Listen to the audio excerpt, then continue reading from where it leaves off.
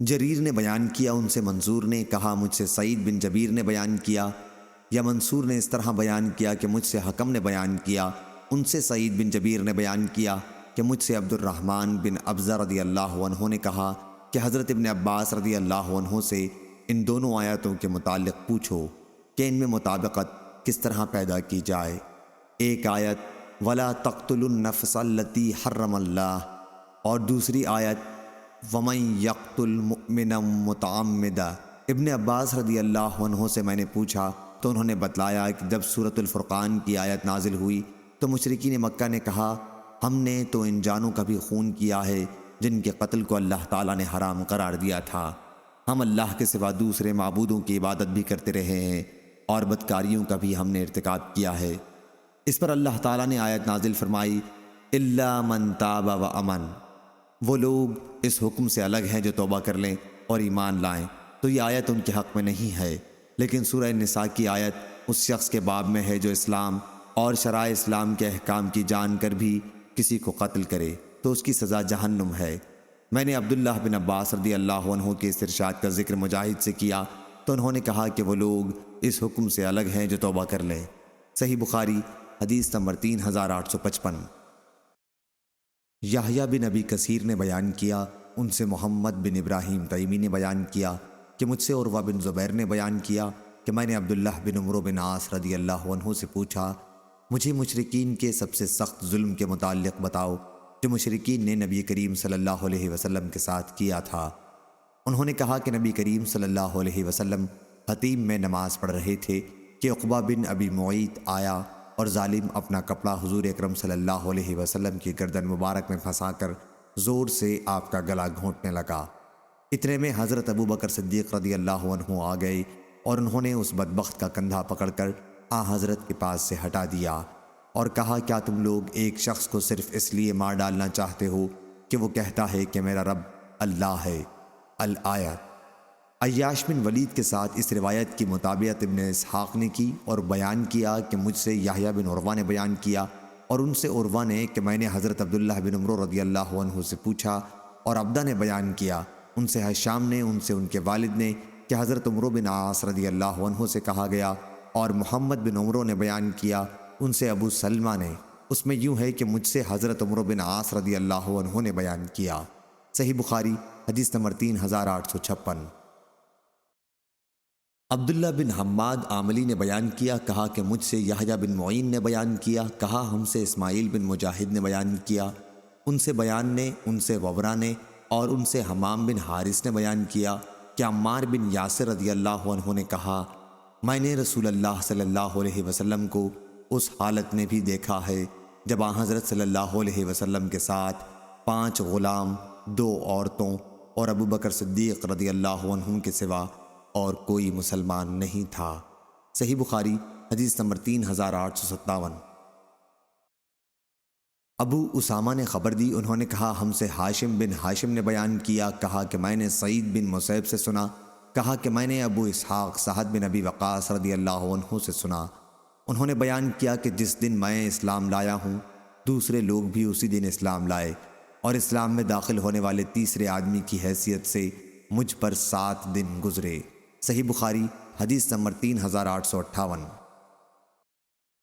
مسعر نے بیان کیا، ان سے معان بن عبد الرحمن نے بیان کیا، کہا کہ میں نے اپنے والد سے سنا، انہوں نے بیان کیا کہ میں نے مسروق سے پوچھا کہ جس رات میں جنہوں نے قرآن مجید سنا تھا اس کی خبر نبی کریم صلی اللہ علیہ وسلم کو کس نے دی تھی؟ مسروق نے کہا کہ مجھ سے تمہارے والد حضرت عبداللہ بن مسعود رضی اللہ عنہ نے بیان کیا کہ حضرت صلی اللہ علیہ وسلم کو جنوں کی خبر ایک ببول کے درخت نے دی تھی۔ صحیح بخاری حدیث نمبر 3859۔ عمرو بن یحییٰ بن سعید نے بیان کیا، انہوں نے کہا کہ مجھے میرے دادا نے خبر دی اور انہیں ابو ہریرہ رضی اللہ عنہ نے کہ وہ رسول اللہ صلی اللہ علیہ وسلم کے وضو اور قضاء حاجت کے لیے پانی کا ایک برتن لیے ہوئے آپ کے پیچھے پیچھے چل رہے تھے کہ حضور صلی اللہ علیہ وسلم نے فرمایا یہ کون صاحب ہیں؟ بتایا کہ ابو ہریرہ رضی اللہ عنہ ہے۔ حضرت صلی اللہ علیہ وسلم نے فرمایا کہ استنجے کے لیے چند پتھر تلاش کر لا اور ہاں ہڈی اور لید نہ لانا۔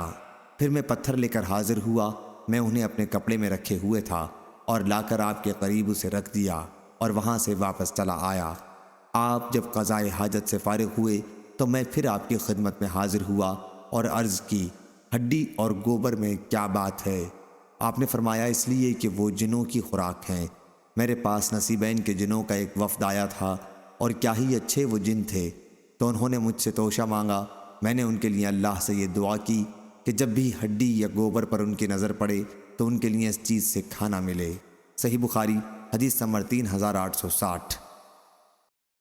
عمر بن عباس نے بیان کیا، کہا ہم سے عبد الرحمن بن مہدی نے، کہا ہم سے مسنا نے، ان سے ابو جمرہ نے، اور ان سے ابن عباس رضی اللہ عنہ نے بیان کیا کہ جب ابو ذر رضی اللہ عنہ کو رسول اللہ صلی اللہ علیہ وسلم کی نبوت کے بارے میں معلوم ہوا تو انہوں نے اپنے بھائی انیس سے کہا، مکے جانے کے لیے سواری تیار کر، اور اس شخص کے متعلق جو نبی ہونے کا مدعی ہے اور کہتا ہے کہ اس کے پاس آسمان سے خبر آتی ہے، میرے لیے خبریں حاصل کر کے لا، اس کی باتوں کو خود غور سے سننا اور پھر میرے پاس آنا۔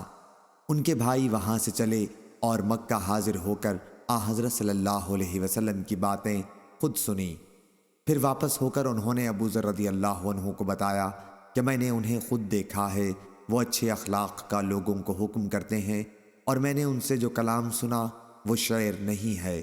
اس پر ابو ذر رضی اللہ عنہ نے کہا، جس مقصد کے لیے میں نے تمہیں بھیجا تھا مجھے اس پر پوری طرح تشفی نہیں ہوئی۔ آخر انہوں نے خود توشہ باندھا، پانی سے بھرا ہوا ایک پرانا مشکیزہ ساتھ لیا اور مکہ آئے، مسجد الحرام میں حاضری دی اور یہاں نبی کریم صلی اللہ علیہ وسلم کو تلاش کیا۔ ابو ذر رضی اللہ عنہ حضرت صلی اللہ علیہ وسلم کو پہچانتے نہیں تھے اور کسی سے آپ کے متعلق پوچھنا بھی مناسب نہیں سمجھا۔ کچھ رات گزر گئی کہ وہ لیٹے ہوئے تھے۔ حضرت علی رضی اللہ عنہ نے ان کو اس حالت میں دیکھا اور سمجھ گئے کہ کوئی مسافر ہے۔ علی رضی اللہ عنہ نے ان سے کہا کہ آپ میرے گھر پر چل کر آرام کیجئے۔ ابو ذر رضی اللہ عنہ ان کے پیچھے پیچھے چلے گئے، لیکن کسی نے ایک دوسرے کے بارے میں بات نہیں کی۔ جب صبح ہوئی تو ابو ذر رضی اللہ عنہ نے اپنا مشکیزہ اور توشہ اٹھایا اور مسجد الحرام میں آ گئے۔ یہ دن بھی یوں ہی گزر گیا اور وہ نبی کریم صلی اللہ علیہ وسلم کو نہ دیکھ سکے۔ شام ہوئی تو سونے کی تیاری کرنے لگے۔ علی رضی اللہ عنہ پھر وہاں سے گزرے اور سمجھ گئے کہ ابھی اپنے ٹھکانے جانے کا وقت اس شخص پر نہیں آیا۔ وہ انہیں وہاں سے پھر اپنے ساتھ لے آئے اور آج بھی کسی نے ایک دوسرے سے بات چیت نہیں کی۔ تیسرا دن جب ہوا اور علی رضی اللہ عنہ نے ان کے ساتھ یہی کام کیا اور اپنے ساتھ لے گئے تو ان سے پوچھا، کیا تم مجھے بتا سکتے ہو کہ یہاں آنے کا باعث کیا ہے؟ ابو ذر رضی اللہ عنہ نے کہا کہ اگر تم مجھ سے پختہ وعدہ کر لو کہ میری رہنمائی کرو گے تو میں تم کو سب کچھ بتا دوں گا۔ علی رضی اللہ عنہ نے وعدہ کر لیا تو انہوں نے انہیں اپنے خیالات کی خبر دی۔ علی رضی اللہ عنہ نے فرمایا کہ بلا شبہ وہ حق پر ہیں اور اللہ کے سچے رسول صلی اللہ علیہ وسلم ہیں۔ اچھا، صبح کو تم میرے پیچھے پیچھے میرے ساتھ چلنا۔ اگر میں راستے میں کوئی ایسی بات دیکھوں جس سے مجھے تمہارے بارے میں کوئی خطرہ ہو تو میں کھڑا ہو جاؤں گا کسی دیوار کے قریب، گویا مجھے پیشاب کرنا ہے۔ اس وقت تم میرا انتظار نہ کرنا، اور جب میں پھر چلنے لگوں تو میرے پیچھے آ جانا تاکہ کوئی سمجھ نہ سکے کہ یہ دونوں ساتھ ہیں، اور اس طرح جس گھر میں میں داخل ہوں تم بھی داخل ہو جانا۔ انہوں نے ایسا ہی کیا اور پیچھے پیچھے چلے تاکہ علی رضی اللہ عنہ کے ساتھ وہ نبی کریم صلی اللہ علیہ وسلم کی خدمت میں پہنچ گئے، آپ کی باتیں سنی اور وہیں اسلام لے آئے۔ پھر حضرت صلی اللہ علیہ وسلم نے ان سے فرمایا، اب اپنی قوم غفار میں واپس جاؤ اور انہیں میرا حال بتاؤ تاکہ جب ہمارے غلبے کا علم تم کو ہو جائے تو پھر ہمارے پاس آ جانا۔ ابو ذر رضی اللہ عنہ نے عرض کیا، اس ذات کی قسم جس کے ہاتھ میں میری جان ہے، میں ان قریشیوں کے مجمع میں پکار کر کلمہ توحید کا اعلان کروں گا۔ چنانچہ حضرت صلی اللہ علیہ وسلم کی یہاں سے واپس وہ مسجد حرام میں آئے اور بلند آواز سے کہا کہ میں گواہی دیتا ہوں کہ اللہ کے سوا کوئی معبود نہیں، اور یہ کہ محمد صلی اللہ علیہ وسلم اللہ کے رسول ہیں۔ یہ سنتے ہی سارا مجمع ٹوٹ پڑا اور اتنا مارا کہ زمین پر لٹا دیا۔ اتنے میں عباس رضی اللہ عنہ آ گئے اور ابو ذر رضی اللہ عنہ کے اوپر اپنے کو ڈال کر قریش سے کہا، افسوس، کیا تمہیں معلوم نہیں کہ یہ شخص قبیلہ غفار سے ہے اور شام جانے والے تمہارے تاجروں کا راستہ ادھر ہی سے پڑتا ہے؟ اسی طرح سے ان سے ان کو بچایا۔ پھر ابو ذر رضی اللہ عنہ دوسرے دن مسجد الحرام میں آئے اور اپنے اسلام کا اظہار کیا۔ قوم بری طرح ان پر ٹوٹ پڑی اور مارنے لگے۔ اس دن بھی عباس رضی اللہ عنہ ان پر اوندھے پڑ گئے۔